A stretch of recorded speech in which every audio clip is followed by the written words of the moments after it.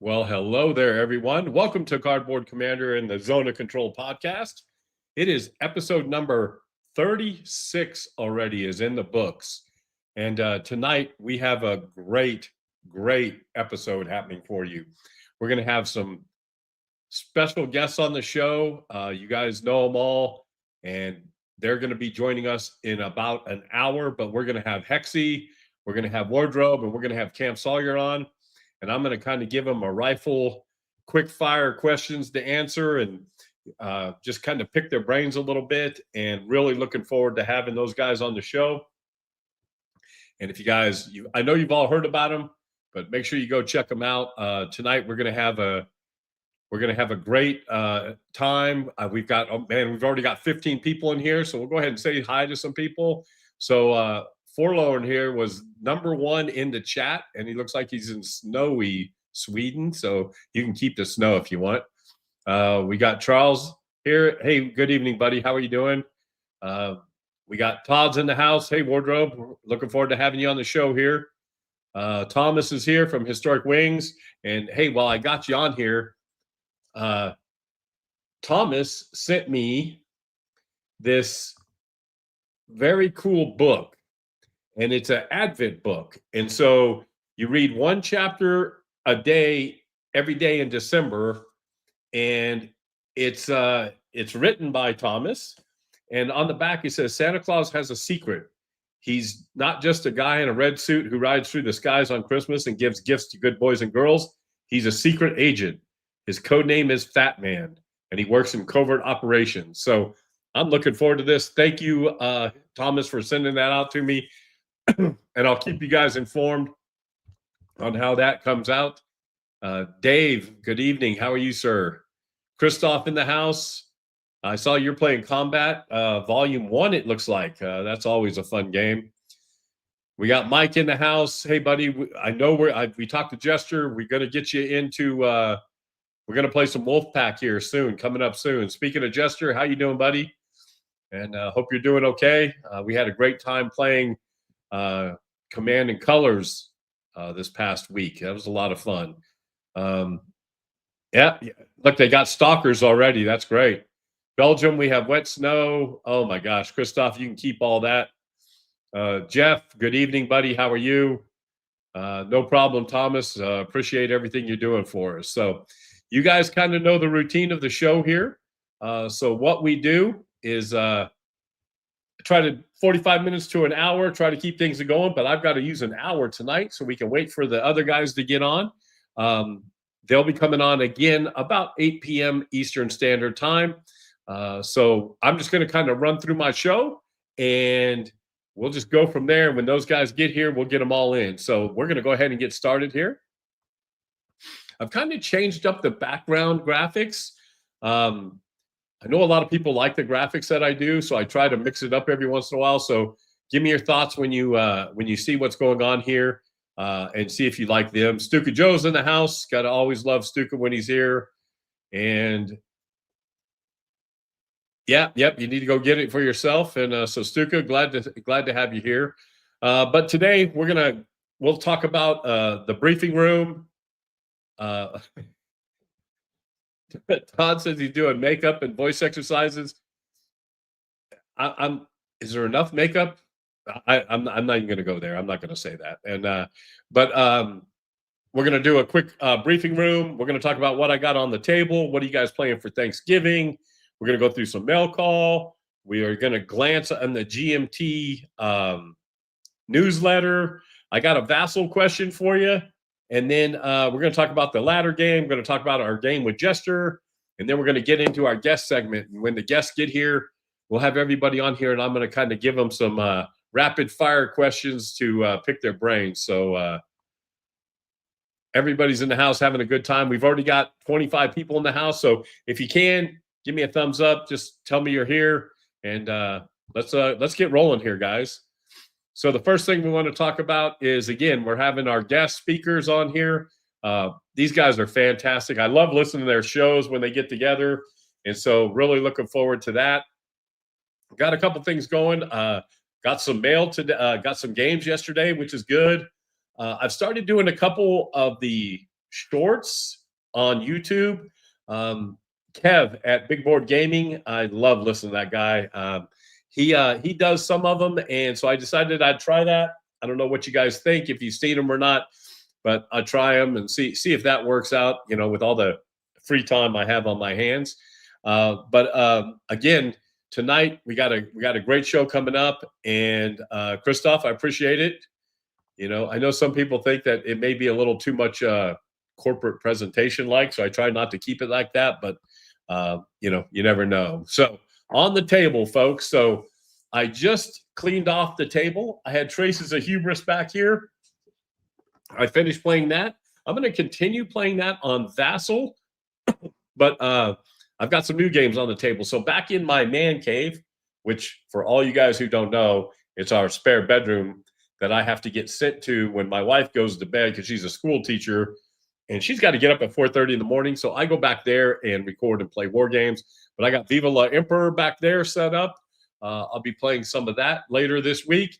And then on the table here now, I decided to do an Italy theme.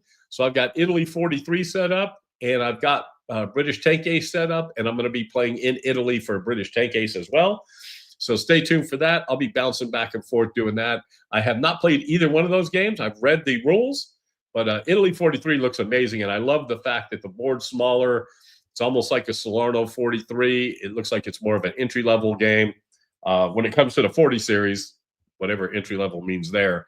But that's what we got on the table. So what do you guys got on the table? What do you got? I know Christoph's got Combat Volume 1 going on. Jester's always got 50 games going on.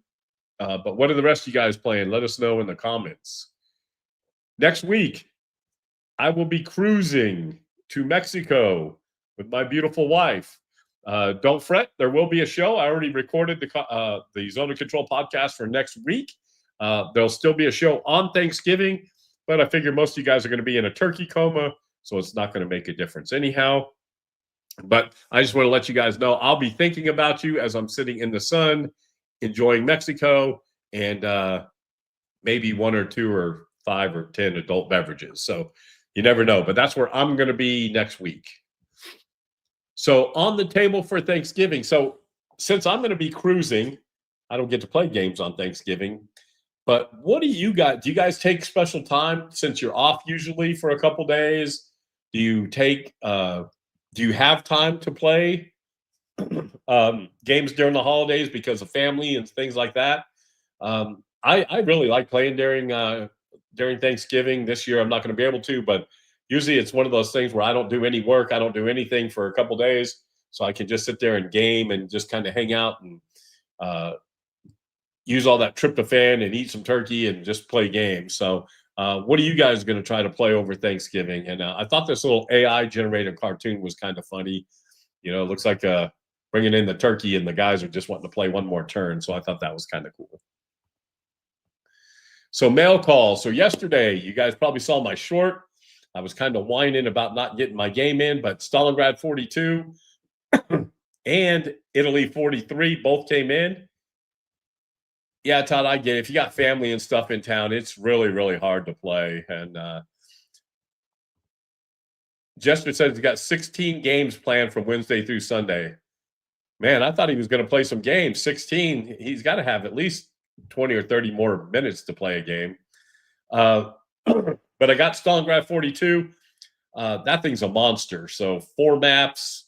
I don't know where I'm going to set that up at. I'll have to try to figure that out. But now I have the complete 40 series from Mark Simonich. I love those games. Italy 43, like I said, is going to be very cool. Again, Thomas sent me my book for mail call. So mail call this week has been very, very good. So I can't complain whatsoever. Just one more turn. We all know the feeling. Yeah, that's true. And my wife, in fact, she was doing it last night. I was playing VASSAL. I play Advanced Squad Leader on VASSAL, and I was playing live. And she's like, "Come on, let's eat." I was getting ready to that. Mike says he's playing epic game of High Frontier 4. It took us a month on TTS, and I actually won by 180. Wow. That is crazy. So High Frontier 4, I guess I'm ignorant to that game. I don't know which game that is. Um, you'll have to enlighten me there, Mike, on that one. Looks like Dave, no games over Thanksgiving. Living in Detroit, it's the Lions on Thursday and the Wolverines on Saturday. Well, I guess if you got to watch football, that's better than nothing. I don't know if you guys know it or not, but I'm actually a very happy camper this year because I'm a Denver Broncos fan. Have been since I was a little kid. And if you guys haven't noticed, we're 9-2 and doing very, very well. And in college football, our son went to Texas Tech. And so we are Texas Tech fans. And folks, they are a wrecking ball.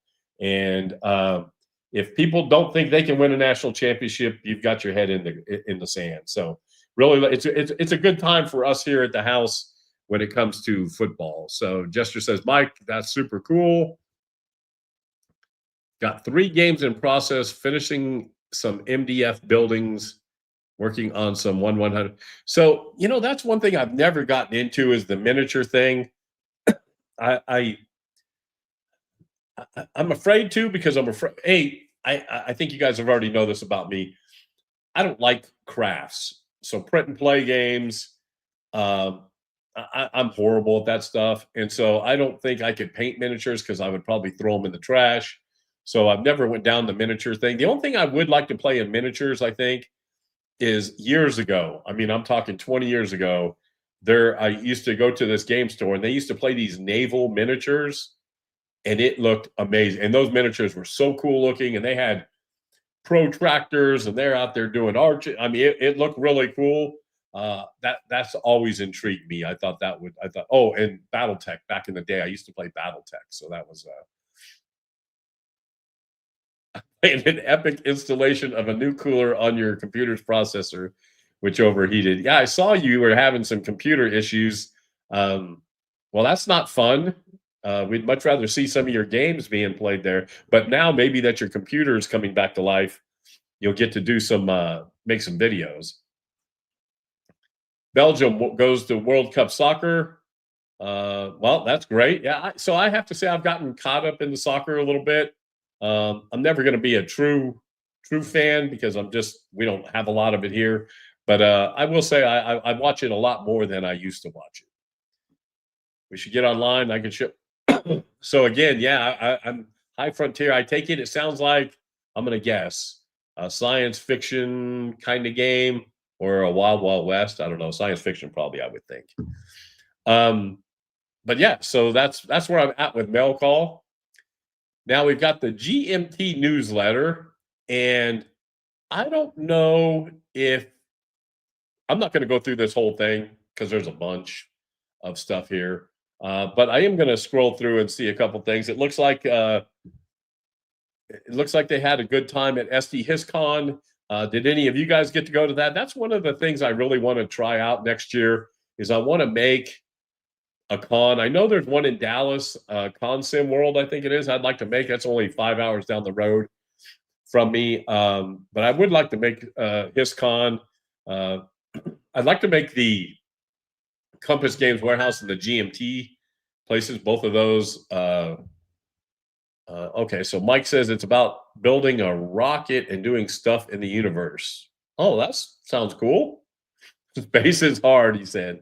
That's pretty funny. But yeah, so I think next year I would like to focus. Have you guys gone to any con? I've been to Origins. Wasn't a lot of wargaming going on there. I was just there for the day. I did play Memoir 44 for the first time, which was kind of cool. But I wouldn't mind doing the GMT thing. Compass, I know, has. I would like to do the Combat Commander thing that they do. Just too many things going on in the summertime for me. It seems like I've always got something going on. Oh, hey, so speaking of coin games, so Jester ripped me off and did one of the GMT, my top 10 GMT. I'm just kidding, Jester. I did my top 10 GMT games, and then Jester did it. I think his was last night, which I don't know if he can have a lot of credibility because he left Paths of Glory out of his top 10. So I'm still trying to figure that one out. But I kid. Jester wants to do one on the coin games, and I'd really like to see what he thinks about his coin games because I haven't played coin, and the only one that really interests me is Fire in the Lake, and I hear it's really tough.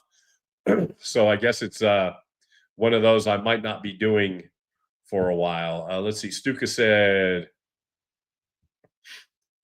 yeah, so I am gonna. I think I can because that's really close to me. Like I said, it's right down the road in Dallas. Buckeye Game Fest. I hear that is really cool. I would like to do that. That would be really cool. I wouldn't mind doing that. Christoph said on my wish list, but for what I know, no cons in Belgium. So I think there's an ASL con in Belgium, if I'm not mistaken. Wow, really? I guess Paths of Glory, now that it's on Rally the Troops, it's really made a resurgence. And because look, it is a beast to set up and doing all of that, right? But man, Paths of Glory is a great game. It's just a lot of fun. It's always different. Um, so I guess you guys are all entitled to your opinion, no matter how off they are. I'm just kidding. Yeah, Constant World. I know it's in Phoenix, but they do have one in Dallas. I'm pretty sure. I think I saw that last year. Um, so Belgium, Sweden. That's close enough, right, Christoph? You can jump over there. Um, it did make honorable mention, so I appreciate that. Yeah, 30 hours to play. Now you did one thing that you did that I was unfamiliar with is I haven't played any of the dominant species or any of those kind of games, and you really talked good about those. That sounded really kind of cool, but I've never played any of those. Thomas says he's still recovering from Origins in '78. Um, none in Belgium. Oh, see, Christoph, you can organize your own. That's what you should do. And Jester's going to fly me over there to attend. So that's what he said he'd do that for me. But so going back, looks like they got a new marketing person on the marketing team. The tariffs seem to be going down as of November 10th. The tariffs were reduced to 30 to 20%. Blah blah blah. Let's go back to here. Let's see what else we got going on. There's just a bunch of here.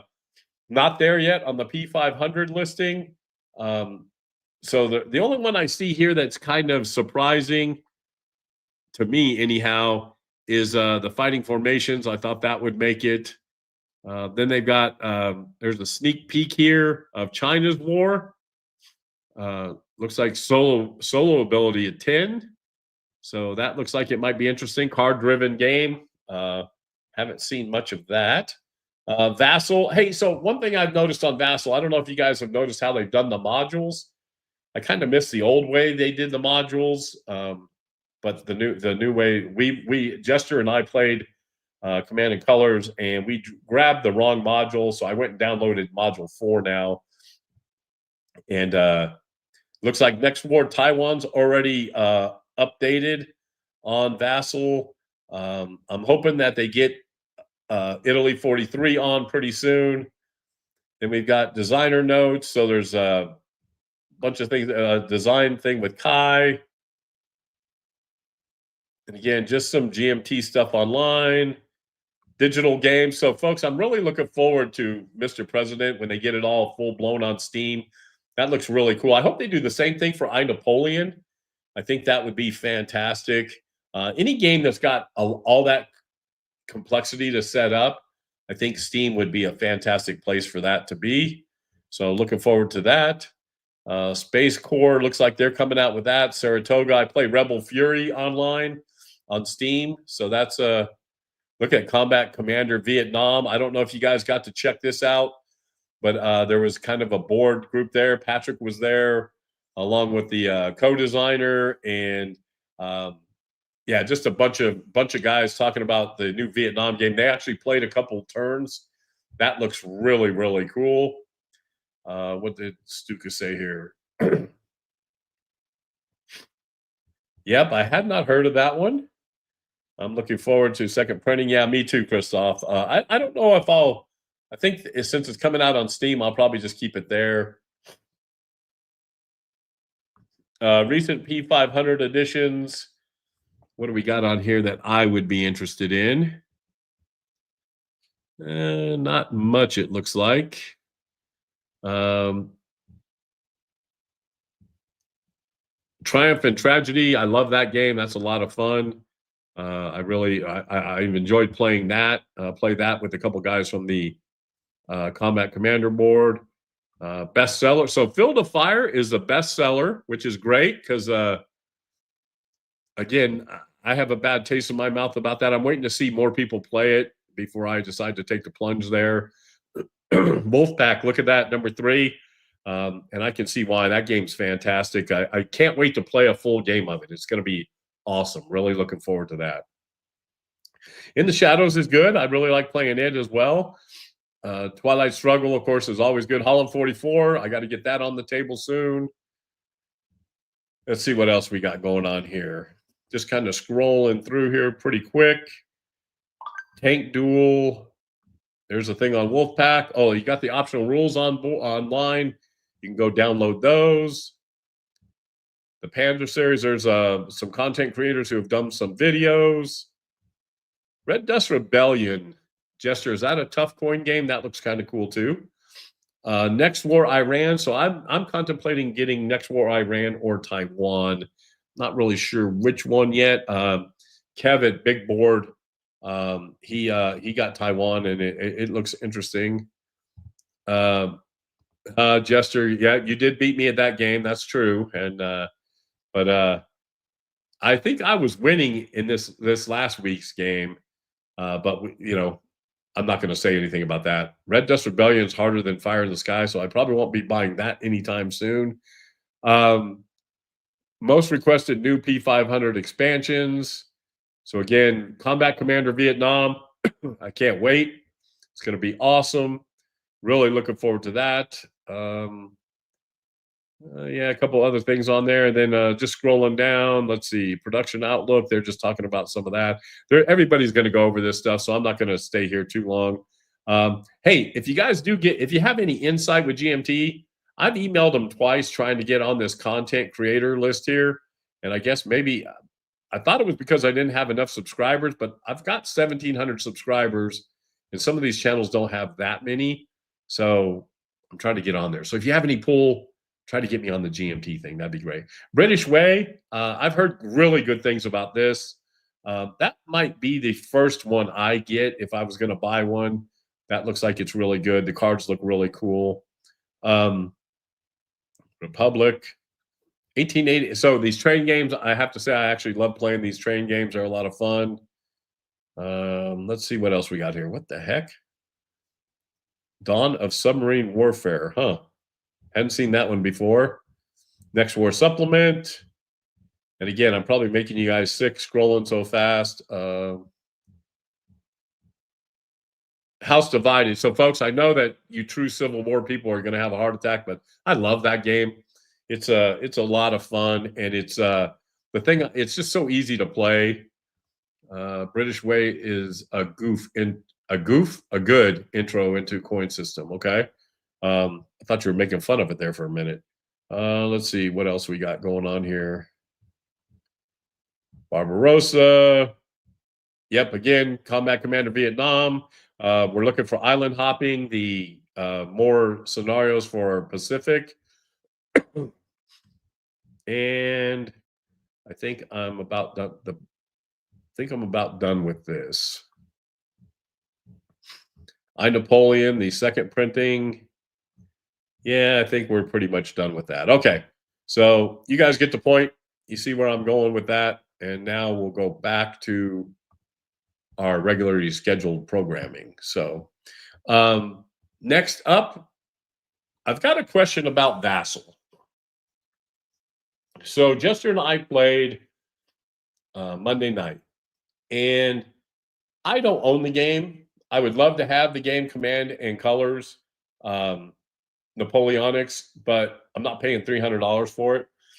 And Jester does own the game, so that's one thing. But I was wondering, is it ethical to play a game on Vassal if you don't own the game? And my feeling is, as long as one of the people own the game, then it's okay, because it'd be just like you go into a game store and one person has the game and you play the game, right? So I'm pretty okay with that. If it's out of stock, like Napoleon, the Napoleonics thing is, I think I'm okay with it, because if it was available, I would buy it, and when it becomes available, I'll buy it. I just don't want to pay $300 on Noble Knight for it. I don't know. I was kind of tore the other night. Like I said, when your opponent owns a copy, I think I'm cool with it. The game is sold out, not available. I'm okay with it. And again, there's some comments. I kind of asked this question on Board Game Geek, and everybody kind of said the same thing. Look, if it's not available, just do the right thing and try to buy it there. But it's just been one of those questions that's kind of tugged at me a little bit. And again, yeah, Todd, and I think the same thing. I think as long as one person owns it, right? I think that's good. Because look, I'm all about. There's a couple things. I want to support the game companies, right? Because I want them to continue making games, because I like buying games. Okay. Um, and Todd, I really agree here, right? If it's out of print, we should be able to do whatever we want. And when it comes back again, I will buy it. But there's a couple things that bother me, right? And I know why game companies do it, but it frustrates me when a game company doesn't have a Vassal module. And again, I know somebody's got to go do that, and now I get that. I think somebody could make a living making Vassal modules if they just went to game companies and said, "Hey, I'll make your Vassal module for you." If they were good at it and could knock them out pretty quickly, because I just think Vassal helps. And I know a lot of people are going to say, "Look, I just want to push the counters," and I get it. I got games set up everywhere. I love pushing counters. But there are times when you can't push counters or the game's too big. Like Stalingrad 42, I don't have a place to set it up, but I'll play it on Vassal. Some of the guys I've been watching Big Board Gaming, and those guys, they play those monstrous games. I don't have a place to put a table that's 8x12 and to keep it set up for. I have to cat proof my table back here, because my cat plays Godzilla back there when he wants to get to stuff. Christoph says, I agree, Christoph, and it's not a mortal sin. Well, that's good to know. But again, it was just kind of it's just kind of an ethics thing. I want the companies to be successful. I don't want to cheat anybody. I know a lot of work goes into these games. These designers, I told Mike Betticelli that I don't know how guys design games. I don't have the mind for it, and I want to make sure we keep supporting the people that do have a mind for it, because that's what keeps this hobby going and excelling and going forward. So, if it's not in the pocket of the designer, I'm against any digital copy of a game. Yeah, and I agree. I think there's a point. Now, if the game company's out of stock on it, that's on them, I think, right? I feel bad for the designers, but that's usually on them. But it's just one of those things that I usually recommend to newcomers. Right, and that's how I learned a lot of games. Triumph and Tragedy. That's how I learned Triumph and Tragedy. I played with the guys who had the game, but I learned it through Vassal. So I'm done with that. I was just wanted to see what you guys thought.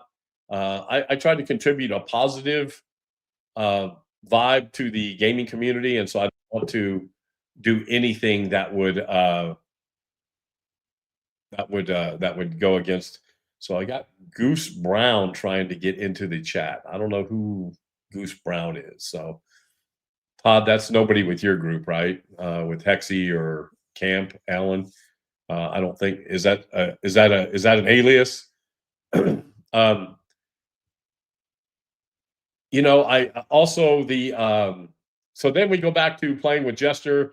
So I have to say I was pleasantly surprised in this game. It was there was enough complexity to it that was very, very interesting. Um, there was for a block game, it was really cool. Now I don't know if I want to sticker all those darn blocks because again, I suck at crafts, but I could see where it would be kind of cool on the board. I love the mechanics of the game. Um, yeah, I was really pleasantly surprised. And the good part is I was pretty much kicking Jester's butt, and I had just learned how to play. So I really like that game, and hopefully we're going to get to play it again and get to get it back on the table. But I will say, for the first time playing a block game, even though it was on Vassal, I was pleasantly surprised. Send it to school. Yeah, so Mike, it's kind of funny. My wife said she would do it because she's very crafty, has a Cricut, does all that stuff. So probably just have her do it. And let's see, private chat.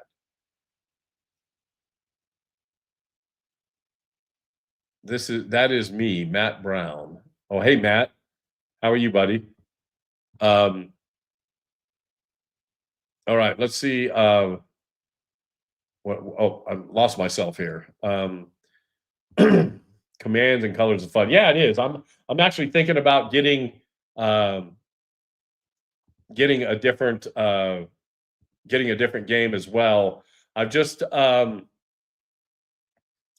I would think I may try Samurai. That looks really good. Um, Ancients. I don't know if I'm into just two groups of guys slamming into each other because I think that's what that would be. Medieval sounds pretty good. I wouldn't mind trying that, I guess. Um, I don't know. What's Jester say? Yeah, I don't think you called it because of that. We had been playing for a couple hours, so I think that was more of the situation there. Oh, from Sound of Drums. Hey, okay, now I know who you are, Matt, and welcome. Sound of Drums. So that's you got a game. In fact, let's look at that. There was something about yeah, Samurai does look really good. I have to admit that's one of the ones I do think I would be interested in playing. Did you is it as hard to set up as the rest of the games are? Um, because I know Napoleon Onyx. I mean, when I say set up to get into, it's pretty in depth. Um, oh, look at Christoph talking about. Uh, that's not very nice, Christoph. It's funny, uh, but not very nice.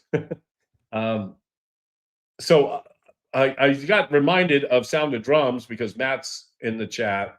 Um, Assault. I would really like to try that game. Assault 43, Sicily 43. I'd really like to try that. Can't find it anywhere, it seems like. And then I also would like there was one other one that I like too. It says Samurai is a fun game. Okay, well, cool. So I may need to try that. Um,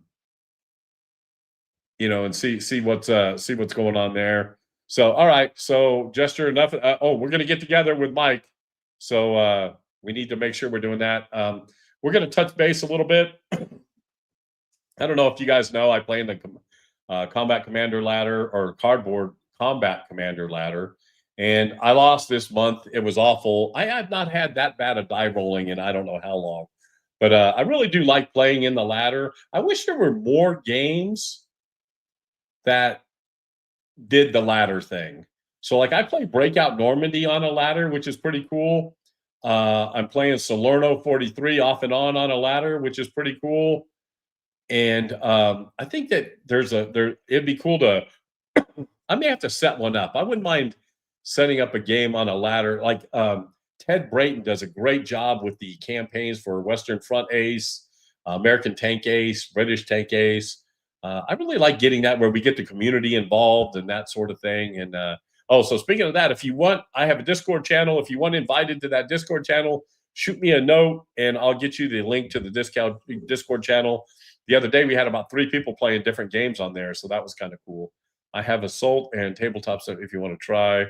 Yeah, I would like to do that. So I need to learn TTS. I guess I just have. Maybe you could help me out with that too, Mike. At just getting that set up. I've never messed with it at all. I could probably get Jester to help me with that too. So you don't feel like you have. Yeah. So that's the thing with the Napoleonics thing is it seems like there's tons of add-ons for that, which I think could get expensive pretty quickly. So one of the things before we move on, I want to go back and talk about when you guys, in fact, here, we're gonna get up close and personal here. So when you guys are looking to buy a game and you're tied, right? You don't know which one to get. Maybe there's two that are close together. Maybe there are two that are real close in your thought process. What is your final? What makes you buy the game? What's your final decision in buying the game? Because I have to say, right now, I've got like 10 games I got on a wish list, right? And part of what's really keeping me from purchasing, right? So I think Jester's hit one of the points, right? How well does it play solo? Because I do have to play it solo. I also like the fact that I want to be able to get it set up and on the board pretty quickly. Some games it just seems like they're just really hard to get on the board and get it set up. That's why I love Mike Ranilla's like Stalingrad, Advance to the Volga, Manila, Savage Streets. I like things that are easy to set up. You can get them on there. You can start playing them. I like really nice game components. So that's why I've been fanboying over VUCA simulations as of late. Man, they just got some really nice components. And I'm really, in fact, that's one of the things I'm looking at now is from VUCA. I'm trying to figure out which one. I saw Nate from the War Room. He picked up the Imperial Elegy, and that looks really good. It looks like it's very, very crunchy, which is okay. And but the one I'm looking at for VUCA is I will get the Traces of Victory just because I like that. If it's soloable and doesn't have a huge footprint, I agree, Jester. I agree 100%. I do know. Got my pre-CC nap to build the energy. Nice, Hexy. Glad you're going to be here. Yeah, I think that's part of the thing. But I am looking at. I don't play a lot of modern games, but this modern tactics looks really good from VUCA. And Iron Ring. Has anybody played it? I'm kind of interested in that as well. I just don't know if it's a chit-driven game because I really do like their chit-driven games when it comes to playing solo. And folks, their components are second to none. Nobody makes game components like they do. It is really, really nice. But again, that's just one of the things I've been trying to figure out how. Looks like Wardrobe's here too. He doesn't want to show his face yet, so I'm going to go ahead and take him off before he wants to show his beautiful face, since I know he's doing makeup and all that. Christoph says he's still in the discovering stage in wargaming. Yeah, so I have to say, so it's kind of funny. And what I was segueing to is somebody had told me the other day that I should play a game, and I forgot what game it was, but it was like from DVG. I don't own a game from DVG, and I don't know why. It's one of those things that I don't know why. They make a lot of good solo games. I guess I just haven't. I don't know why I haven't pulled the trigger. I don't own any lock and load games, and those games are kind of, that's a game where those games have. I don't know why I don't have a lock and load game. I like the tactical games, but I don't own any lock and load games. I bought some Legion games because I'd heard about them and they've been great. So I have to say I'm very happy with that. Jester says, don't bother with DVG unless you want stick with GMT. I do like GMT against the Irons. Yep. So Christoph, I agree. That Stalingrad thing looks really good. Really looking forward to that as well. I know I'm reading some of the stuff that Matt from Sound of Drums is putting out there. Let's see, DVG games with Thomas are great games. So it's just one of those things where I'm kind of looking at that, trying to get. It looks like Hexy's joined in here, so I may just add him to the stage if he's ready to go. And Hexy, are you there? I am here, sir. Hey, good evening. How are you? Oh, just wonderful, man. I'm all rested up, right? Senior citizens got to take them evening naps when we get home from work. Man, I hear you, and we'll introduce you officially here when everybody gets here, but we're just kind of talking about things that kind of push us over the edge to buy a game. Oh. And what's one of the things that push, like if you got 2 games that you're trying to decide between, what kind of pushes you over the edge? Well, okay, so my dilemma is that if I see 2 games that look interesting, I end up buying both of them. I can't help it. It's if it's East Front, if it's American Civil War, even some Napoleonic stuff and some West Front stuff. If the box looks good to me, because obviously I can't see the guts of the game, until I get it, I'm going to jump on it. I mean, I bought some games over the years that once I got them open, I was like, why did I buy this? It didn't suit me. But if it's got a good looking box and it's a good topic, I'll probably jump on it. It's kind of funny. I don't know how. I have 2 bookshelves, and when those bookshelves get full, I get rid of something. And smart man. The reason I do it is 10 years ago, I bet I had 600 copies of games, right? And I was playing 20 of them, and it was one of those things. And I played a lot of ASL, so I had every ASL thing. I was down that rabbit hole, right? And so when you spend all that money, I felt like I had to play ASL to justify the cost of everything I was playing. And about 10 years ago, I just decided I was going to purge everything. And so I got rid of all my ASL. So now I only play ASL starter kit, and I'm very happy with doing that. That's great. But I try to purge because, again, I can get caught up in the collector thing sometimes without playing them. And I try not to do that, and it keeps my wife from yelling at me too, because I take up too much space if I don't. But there are some things that I do, and that's why I love content creators, because I love seeing people set up games and talk about the games and play the games. Kev at Big Board Gaming is talking about Next War Taiwan, and man, I'm probably going to go get that game just because of how much he's talking it up, and I want to get into that system. So it's just one of those things that, and I respect his. I got my Hex Explore stuff out of play again just the other day. So sure. Yeah, Kev will give you some good input. That's for sure. I've never gone wrong with something he's talked about or said was good. Maybe a couple things that didn't quite fit me, but the Next War series, I think. Matter of fact, I think Todd here, Wardrobe, he sent me one. I think I still got it. But I can't. I don't know. I mean, he knows me better than most, but they just don't grab me. That Next War series. I'd like them to, because there's so many in the system, but they just don't get it for me. Yeah. Hey, Todd, how are you, buddy? Hello. Welcome. And, thanks for having me. Yeah. I'm so used to hosting. Yeah, when Alan gets here, we'll introduce you guys effectively. But we're just kind of chatting about. I was asking Hexy. I've got a couple games that I'm looking at, and I keep my game collection to 2 bookshelves.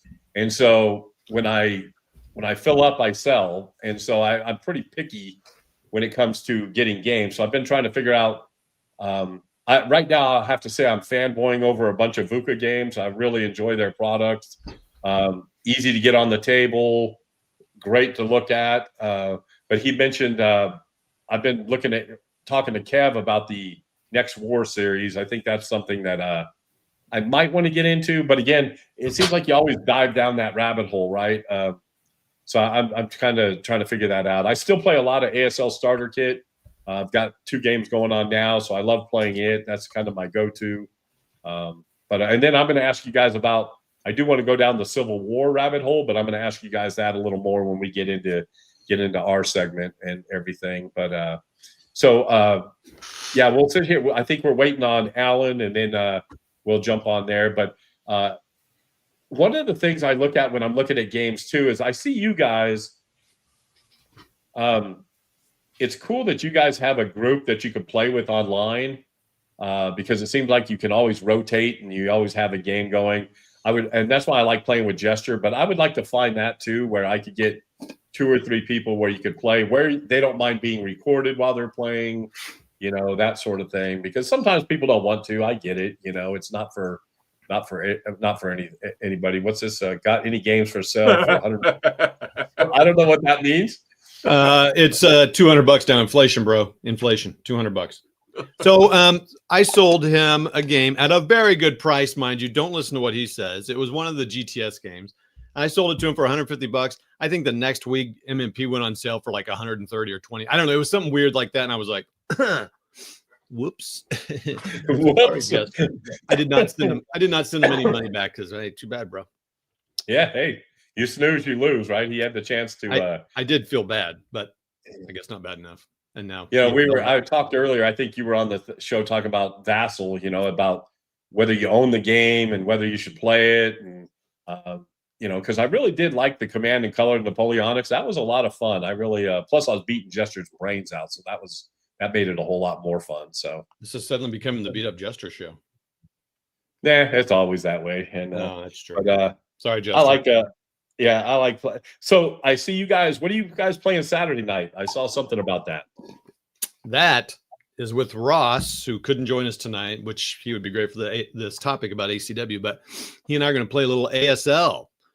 We're going to play full ASL. We're going to play. Now, this never works when you got the fake background here, but oh, yeah. Okay, perfect. Anyway, go get that gun.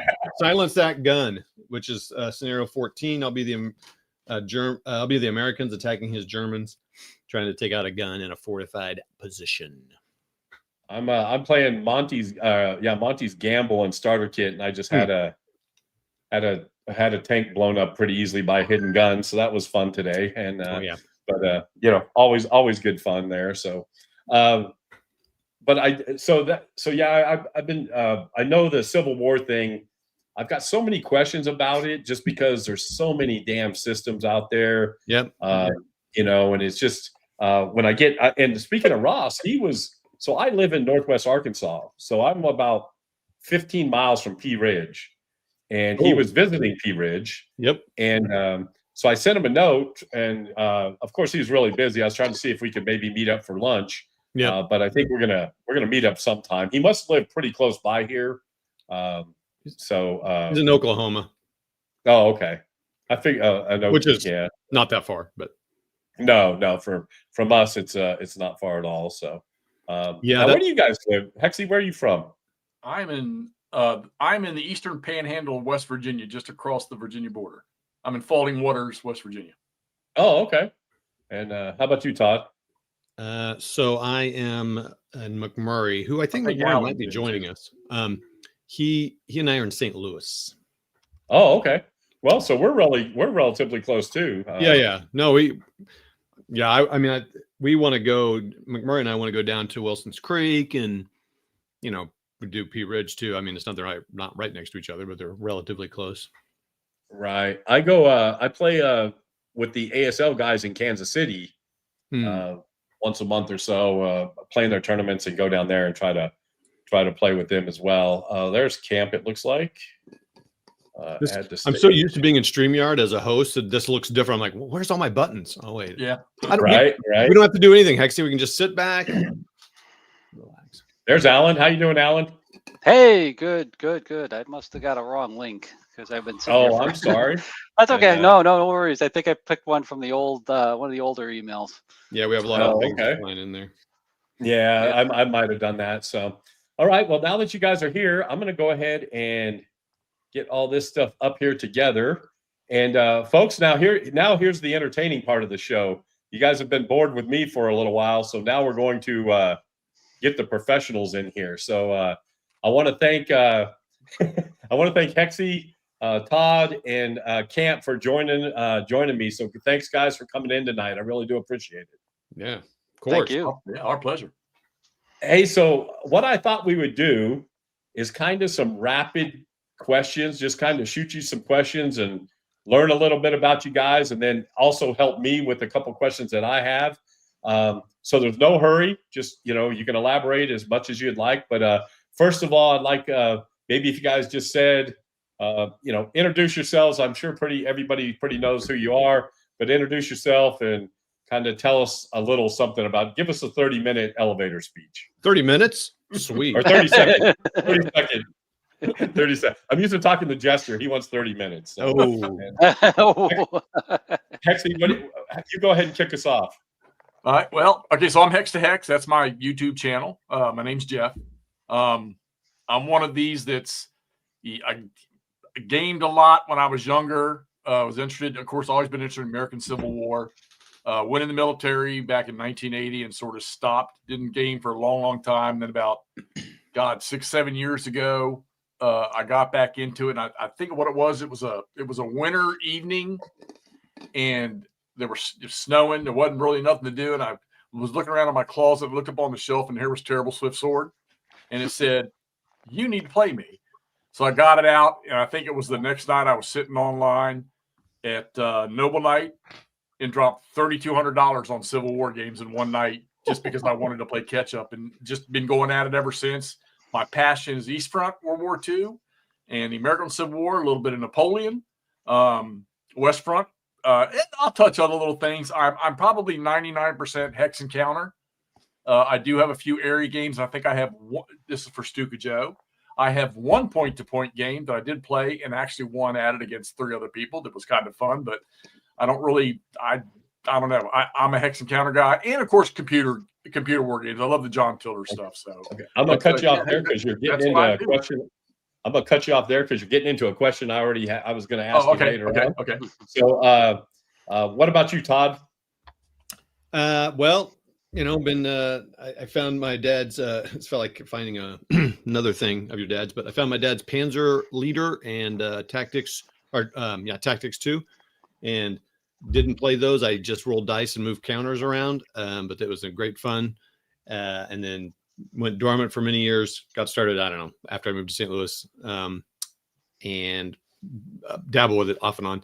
And just on my channel, basically my channel is like a blog vlog thing. I just talk about my games. I don't have any sort of cool.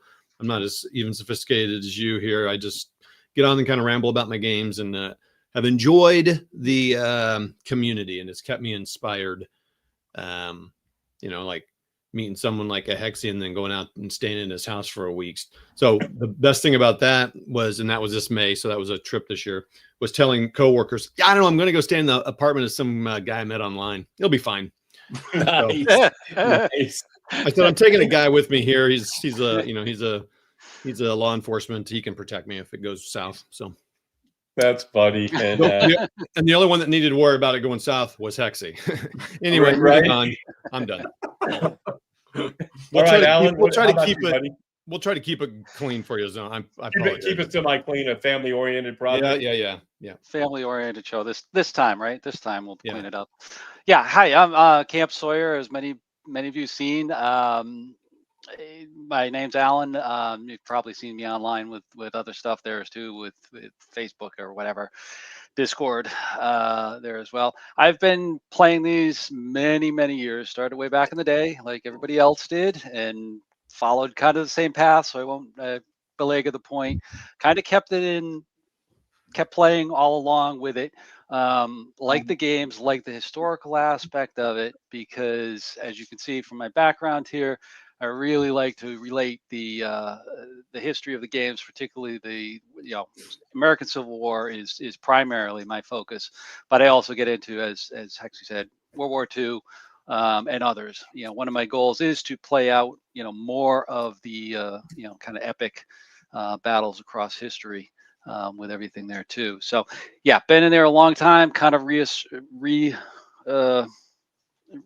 got in after the family, grew up and grew out, and but still played even while they were around. Got my kids into it, my son into it there as well. But now I'm back into it. And as Hexie said, the community is the big thing.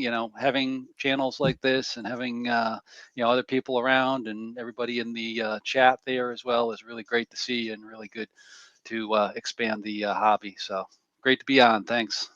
Well, Thanks a cool. lot. Well, Hey, yeah, CC, sure. CC, before you go on, hey, we got, I know Ross isn't going to be here. We also got, and Todd's reached out to me, just sent him a message on our Facebook, is McMurray is the fifth soul in our group that we do things together. And on the things, McMurray doesn't have a channel, or he's not branded or anything like the rest of us have something going on. But we're trying to reach out because he's the fifth wheel in our motor here. But he's not responding. He may be where he's the cop that works ungodly hours all the time. The guy's just a committed police officer. So I mean, he may pop on. You may see him show up down there in the bottom, and he's a good one to have. He's our miniature. If he joins us, I'll get him on. Sure. So. Yep, I can get him on, no problem. And so I just, again, folks, I really appreciate you guys hanging out. So I got a quick question. How'd you guys all get together? Oh man, Todd shouted me out. 5-6 years ago, walking in his backyard in his old residence, wind blowing, his golden locks flowing in the air. Did just shout out for my channel that he discovered my channel when I first got started. And next thing I know, there was a show that he was part of a while back, and I got invited in. And Todd, me, and McMurray, we've been together. Over 5 years now, and we're we don't have like the constant schedule. I mean, we've always talked, we'd love to start a show like you got going on, or the War Room had going on, but we can't do it. There's nobody can commit. So the Saturday night thing that you're seeing with 5 of us, that allows us, when somebody can't, somebody else can. Right. So, and then of course, Alan's joined in here with us. I think I shouted your channel out like 2 years ago, maybe. Yeah, it was a couple of years ago you had me on. Yep. Yeah, and he plays all the same stuff that that we do, and he just fit right in. So we brought him in as part of this. We're gonna start playing some stuff, and it's working out good for us. So cool. Yeah, just you guys have, and what I like about watching you guys is your the way you guys get together and you mold and talk to each other. It's just like a bunch of guys just hanging out and chilling, and that's I think that's what I really like about it, and that's what I try to do. I had some guy comment, and he said, I like your stuff because you're not as refined as some people. You're just a normal guy. And so I was like, well, that's what I try to be, and so the first question I'm going to ask you guys, and we'll start with Camp this time. So Camp, what game has your attention at this time? At this time, well, I'll slightly rephrase that. Mostly, I revolve around Great Battles of the American Civil War. I mean, that's how Jeff and I contacted at first, because I've been playing that for almost ever. That goes back to the old SPI days, and I think we were one of the friends at that time that we actually sat down over the course of 5 weekends and played all 3 days of Terrible Swift Sword. Boy, that was fun. That was great back in the time. Loved it and things like that. And I've stayed with that all of the time, right through 80s, 90s, 2000s, all the way up to today, and even with that stuff. So a lot of concentration on that, a lot of work with that. Especially catching up with the design team and stuff now is really exciting, and that's probably got the most. But as you see on my channel, I do other stuff. I've also got Panzer. Love it, hate it, however, I love it. I love that tactical stuff. I'm a tactical guy, although I don't play a lot of squad leader, but I like the Panzer, I like the tactical stuff and things like that there too. And I generally revolve around that stuff, but I don't limit myself to it. And these guys are bringing me up a little bit into the operational side of things with some of the stuff that they're doing with the MMP stuff and things like that too. So, right now I can say I'm concentrating a little bit on Panzer, but I'm taking stuff down right now and I'm thinking about the next one, and it's either going to be an ACW or maybe some tactical Italy, or North Africa again, based upon our show the other night when we were talking about it. I got to start thinking about casino again, and maybe put that up or so. But we'll see. So you'll see when it comes out. Yeah. Okay. How about you, Todd? What do you got? What's got your attention right now? Hey, Hexy, why don't you go to the bathroom or something? Oh, don't do it. Don't do it. So, right now it's this game here. I'm playing in my first ever campaign of GCACW. I told Hexy to leave because he and I were playing pretty exclusive. We were exclusive. I've now branched off with a local guy. So I'm actually playing this face to face on the table. It's the Bull Run campaign. It's a short one. A lot of their campaigns are like 30, 40 turns. This is 13. There is one that's 9. Anyway, I'm playing this to learn so Jeff and I can play a campaign together. That's my whole purpose of this here. I'm going to get my butt whooped here. He's the Union. I'm the Confederates. He's about to just wipe me out here. But that's normal Todd play. And my dice rolls were high when they needed to be low and low when they need to be high. So, hey, everything's working out great. Anyway, that's I mean, and I got others, but that's the one you asked. That's got me going right now. I blew that up so Hexy could see exactly that you were cheating on him. The tears. Thanks, Jerry. Appreciate it. And what about you, Hexy? Well, see, other than hoping that Camp doesn't drive me off the field in Missouri as I hold on there in our blind swords game, I opened up. Funny because I had Kharkov Battles a long time ago from Greg Blanchett and Cubs Games, and I played it, and it was. I mean, it wasn't bad, but maybe it was bad timing. But I opened up Fall Blau and started to play it, and man, instant addiction, fell in love, and which I'm still stunned why Kharkov Battles didn't do it for me. So I'm getting ready to pop my third scenario on that. I've been sitting out there earlier tonight and last night when it came in, clipping Spring Prelude because it's similar system, and again, it's all East Front. So right now, between playing that, and playing against Alan on Blind Swords, and I paint miniatures. I don't play with them, but I like to paint them for fun. I'm behind my green screen. Here's my paint stuff, but I mess around with a little bit of that. Hobbies. I got hobbies, and it keeps me occupied in the winter months when I can't swing the golf club.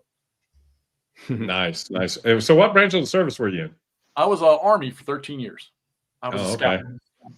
I was a Navy guy, so go Navy, as they say. All right. The next question. So we'll let you start with this one, Todd. What's next up on your dance card? Well, I can do the same thing I did before here. Let's a little visual play here. Now this one's gonna be a little tougher to see because it's over here. But I'm going to transition to. Oh yeah, you're not gonna be able to see that at all. I'm going to transition to Vassal, but it's Race for Bastogne scenario 3. Take hold the line or don't. Basically, it's the Americans keeping the Germans off the road. It's a shorter scenario, but scenario 3, Race for Bastogne, GTS Grand Tactical Series. I'm going to convert it to Vassal. I really like playing with the pieces, but I got people coming over for holidays, and stuff like that. So I kind of got to make room. So this is can convert to a guest room. Because anyway, so I got to get rid of that table for a little bit. Okay. That's all right. Jeff, what do you, I think you kind of answered the question, but what's next on the dance card? Yeah, well, we continue the Saturday night stuff. I think it's a little easier for Al and I because our household commitments aren't as deep as others may be with family and stuff. Although Alan does have family that comes by quite a bit, it's a little easier for us to play. So he and I are probably going to work up some stuff. Maybe we'll do some GBACW, continue our blind sword stuff, maybe something else. Who knows? But yeah, definitely I want to continue with Fall Blau because I'm really enjoying it. Then I probably want to maybe Spring Prelude to follow it. If not, I know how I am. Every so many spins of a game on a table, I got to go find something Civil War. And right now, the one that's in the back of my head is the Army of the Heartland. I want to play it again so bad. So that may go up soon. So what about you, Camp? What do you got next coming up? Yeah, like I said, I may be doing some smaller Italian stuff, getting prepared. If McMurry gets back to me, he wanted to learn Panzer, and I played that for Panzer Grenadier, sorry, for the longest time back in the early 2000s and mid 2000s there too. So I need to get myself back onto that. So I may be pulling out the old casino version, which, like I said, we highlighted, and that's really good because I love the maps on that. It's probably the best maps they have for that. So I may pull that out next to work with. Well, cool. So I'll be heading to Mexico for Thanksgiving. So my wife and I are going to do a cruise and spend some time there. So I won't be playing any games, but I'll be reading some rule books while we're going there. So let me get back to where I'm at. Didn't mean to brag there, but thought I would for a little bit. All right. So now I'm going to get to pick your brains here. So I've been looking at Civil War series, and I'll tell you. So right now I've got a Fearful Sacrifice, and I got a Rocket Chickamauga. I've got Shiloh, and I know you guys are probably going to cringe. I have a House Divided. I like that game, by the way. And then I have, and Rebel Fury. I play Rebel Fury too. So if you were I want to get into a series, but I want to get into something that is not going to scare me away. And I think I'm a pretty good war gamer, right? But I don't want to jump into something that's too complicated to get into. But I want to get into something that's got enough guts to it that it'll keep me interested. So we'll start off with camp. We'll just start off with you. What's your favorite series, and what would you recommend to me? Well, if you're going for real tactical stuff, which is what I focus on, platoon blow, and regiment and blow, I should say, for this American Civil War. You're looking at the blind swords. That's an easy one to get into. A lot of detail, and also it's got the twin. I call it the twin because you've got the whole Rocket Chickamauga and Most Fearful Sacrifice, which is just the bigger version of it there too, which gives you a good breadth of it. But the two are easy enough to learn and then kind of work through with with both of them. If you're a real history nerd and really want some of the good linear fighting of the Civil War, then obviously Great Battles and 3 Days of Gettysburg is chomping at the bit. And I know myself and probably Jeff are bated breath here, waiting for this thing to come out to see that come out. So that's really for the ultimate nerd. But if you're looking for the intro stuff, you can't go wrong with the Blind Swords, and I think the Black Swan versions that you got up there. Okay. Am I missing anything that you would look at? Because I'm sure I don't know all the systems. So yeah, I mean, I've looked at some of the other ones that you've got up there. I mean, Great Campaigns is a good one. If you're looking for strategic and more operational type of thing, can't go wrong with that. I mean, I'll let Jeff and Todd elaborate more on that because they've played more than I have. But I've played some of the older stuff there too, and it's a good one from the operational. And if you're looking for that type of overall leadership, that's a really good one. But you're looking at the big ones right there. There's some smaller tactical ones that I play too, but that might be too much for people. If you take a look at like Into the Wheat Field from Herman Luttman, that's a great system if you really want to work with maneuvering regiments and even below regiment level within there. And that's going to be coming out with more modules within the series there too. So those are some others if you're looking really to get down to the real tactical level in there that I would say is available now. So it looks like McMurray's in the chat. I don't know. I think he's going to pass on joining the. Okay. And well, there's plenty of room for him if he wants to join. There you go, McMurray. You heard it. What about you, Jeff? What are you thinking? Well, first off, I'll say this. I just watching you play games, you're fully capable of handling any one of these. If I didn't know you and you were just coming along into the market, you want an intro one that, I had all of them and I'm staying away from them. This is just me. This does not apply to anybody else in the gaming world. The Shiloh one there, the Worthington one, not my thing. I played Shiloh. I played. McMurray was kind enough to get me the 7 Days Battles one, which just because of the title, they're just starting the games out there, and I played it. And to me, it didn't have what I needed. But to learn to play a Civil War game intro level, the Worthington Games is a great one to start with.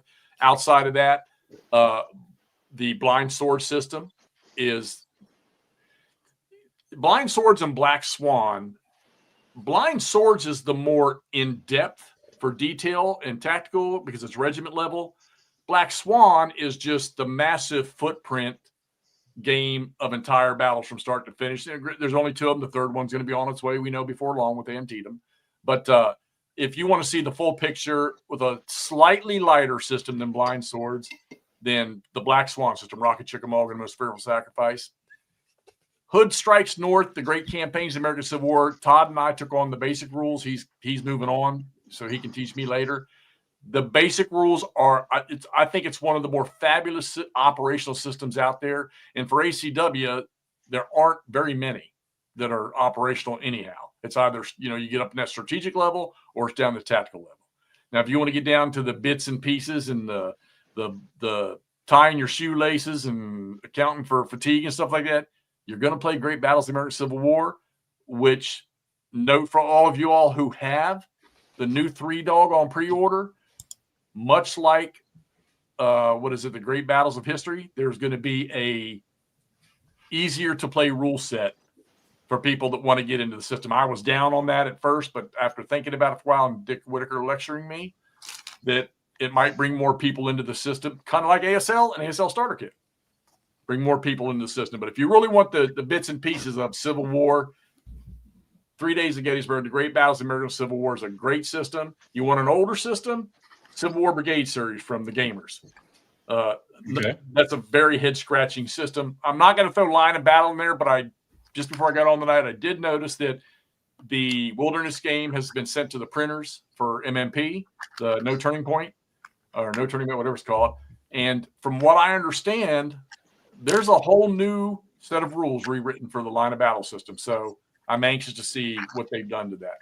And, that might flip a switch for me too. So maybe you guys can help me out here. McMurray's trying to get in. How do I add the 5th block to this thing? Oh, you're good. Don't worry about that. Okay. My camera isn't set up for my face, so it's just pointing down at me assembling figures. Okay. I appreciate it. Well, we're glad you could join us, sir. And, Thanks, sir. Appreciate it. All right, Wardrobe. What do you think?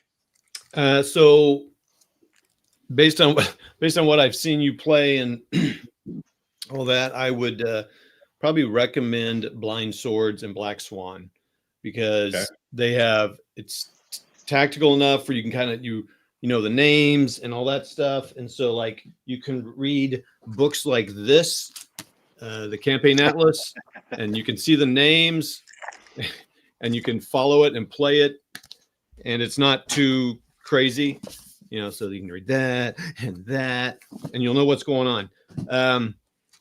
And so McMurray and I played, and this is me having only looked at Blind Swords, not played it, but based on McMurray and I played 20 sessions of A Most Fearful Sacrifice, played till I think we played the whole time, didn't we?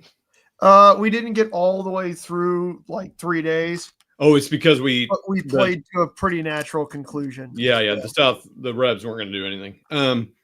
So we played that for 20 sessions, and that was incredible. It was an incredible experience playing that, and it just made me like, okay, McMurray owns all the Blind Swords. I don't know what he's going to say, but he and I need to play like Thunder in the Ozarks and some stuff. And now that I've played it, I have a grasp. I know they're different, but they're pretty close. So to answer your question quick, I'd say Blind Swords. I do really enjoy GCACW because then you can play not just, that battle, but then you can play the whole campaign, So then you're talking big.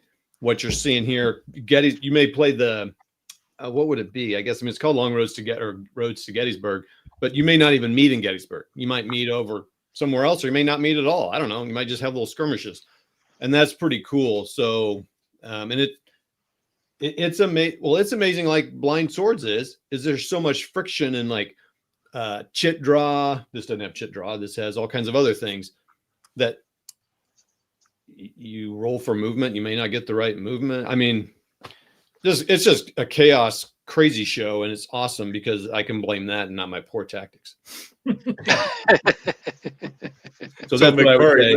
I would say get a Blind Swords games. They're pretty inexpensive. They're available. They just keep making more, and you already own Black Swan stuff, so you're in now. And I know I've been here longer, but that GBACW. So we've played some games. You've seen us play it. It's pretty amazing. It's just really deep, and so like if you're going to solo, I mean, I couldn't figure it out solo for sure. I mean, and I probably won't. But someone nice bought me 3-Dog, and I am waiting for that. That's Hexy. He bought it 2 years ago when it came on pre-order. He said, "You're gonna like this game." Just for general knowledge, keep your eyes open with the Blind Swords and Black Swan, because you're going to see somewhere down the line, Herman hadn't changed his mind. You're going to see Saratoga in the Black Swan system for you Revolution guys, which I'll probably buy that too. Yeah. And he's already play testing himself. I think it's Leipzig in the Blind Sword system for Napoleon. Correct. Yeah, Leipzig. Yeah. And Jay Nolan asked about a American Revolutionary War operational game, and I think someone's working on that. That's similar to GBAC or GCACW. I am pretty sure I've heard that. Don't hold me to it. That's my answer. So McMurray, what do you got to interject? Did you say you've already got some Black Swan? Yeah, I have Rock and Fearful Sacrifice. Have you played either of those? A Fearful Sacrifice, yes. Cool. Blind Swords is awesome. There's a little more. It seems like there's actually a little bit more crunch to Blind Swords, which I thought was the opposite direction. But having played both of them, I think Blind Swords might have a little bit more crunch. The Shattered Union series might be a good go-between. It's way more zoomed in, right? You've got it's far smaller engagements, but it's got the same card draw, except for you shuffle in the card. So it's got the order you want to do, which is kind of cool. There's a little more planning involved in it. Might be a good bridge between the two. I really like both of those. Granted, those are the only two on this list that I've gotten into. I was looking at some of the Worthington stuff, and I kind of just said, I'm going to stick with Herman's games. It's just the similarity between the at least 2 or 3 systems there is enough that your biggest problem isn't understanding stuff. It's going, oh, nope, sorry, that's the other system. Wait a minute. Which at least for me, that super helps. Once you're into the mechanics and you're familiar with his combat system and then the resolution for that, it really is just a question of, okay, in this game I gotta, okay, here move is this, here this order does this, and it's either one of those you can't go wrong with. The Blind Swords or Black Swan. There is a lot of Blind Swords games. Yeah. More to come. More to come. Exactly. Yeah. Some really exciting ones to come, to be honest with you. And I'm not. What's up? No, I said I like the idea of being able to play it solo, because I would have to play it solo for the most part. Yeah. And I like chit draw games for that aspect, you know. Yeah. Yes. So I think you might have sold me on that one. I played the Worthington game, and that little chit that you got to have underneath it that rotates around, that does all the hits and everything, that gets annoying after a while. I'm with you. I couldn't find any objectives in that system when I started. I played the first one in the 7 days. I started the second one. I was like, no. Yeah, I was so waiting for that. Hey, I do know that somebody, whether he's still doing it or not, is working on 7 days battles in GBACW. So, but I'm sure that's going to be a long ways out. That is a solid one, Mr. Wardrobe. I do appreciate you guys helping me out. I think I'll probably go. In fact, I've been looking at Thunder in the Ozarks, so I think I'll probably pick that one up, and appreciate that. And then I'll get it if I need to. I guess I can hunt you guys down and ask some questions. So, oh yeah, that was the first Blind Swords game that I played the entire campaign for. And it was quite. I'm sorry, I played Thunder at Dawn first. So Thunder in the Ozarks was like the second or third one. The thing with Thunders is it's a big game, physically big. I mean, the maps are big and the pieces are spread out. So you got to watch stuff there if you're just learning the system. It does take a kind of weird. That's a good point. It takes a kind of weird table size because the maps are laid in an L shape. So what's a good one to start off with that's got a smaller footprint?